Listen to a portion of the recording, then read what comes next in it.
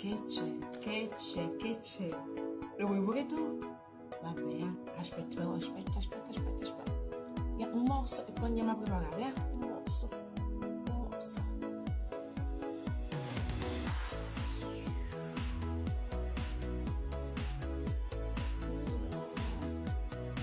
Ecco qua, andiamo. Iniziamo! Ho inserito all'interno della ciotola della planetaria la farina, il lievito, il latte e lo zucchero. Faccio partire, ma ci sono mescolate, Aggiungo le uova. Dopo qualche minuto aggiungo il sale. E dopo 5 minuti Vado ad aggiungere il burro. faccio lavorare l'impasto fino ad incordare. Ci vogliono circa 10 minuti. Dovete ottenere un impasto bello liscio. Poco di farina sopra il piano, le mani. Ribatto l'impasto sul piano infarinato giusto per arrotondare, poi inserisco all'interno di una ciotola, copro con la pellicola trasparente e faccio lievitare per almeno 2 ore. Amici, avete visto come è lievitato? Tanto. Adesso andiamo a sgonfiare e dividiamo questo impasto in 8 parti.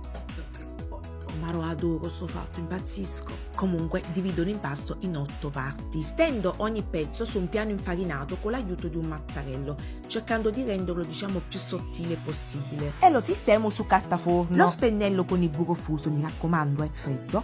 Vado a spennellare da tutte le parti. E poi una spolverata di zucchero semolato. Sovrappongo il secondo pezzo. Vado a spennellare sempre con il burro fuso, poi vado ad aggiungere lo zucchero semolato sopra e poi il terzo pezzo, fino a terminare tutti i pezzi. Amici, l'ultimo strato non andiamo né a mettere lo zucchero né a mettere il burro. Adesso copriamo con la pellicola trasparente e andiamo a mettere in frigo per un'ora. Quindi dopo un'oretta dal frigorifero vado a mettere un poco di farina sul piano di lavoro e lo vado a stendere delicatamente. Senza fare troppa pressione sul mattarello, non vi dovete sfogare con la sfoglia, non va fatto niente. Amici, vado a stendere ad uno spessore di circa 6 mm.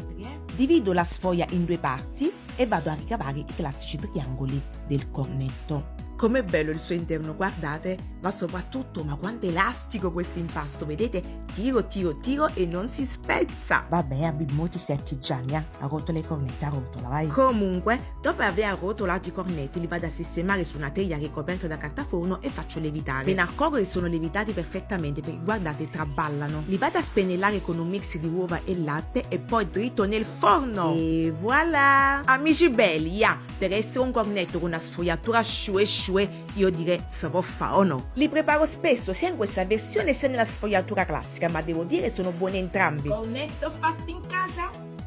Che stai? Che? Non si fa così? E falla tu,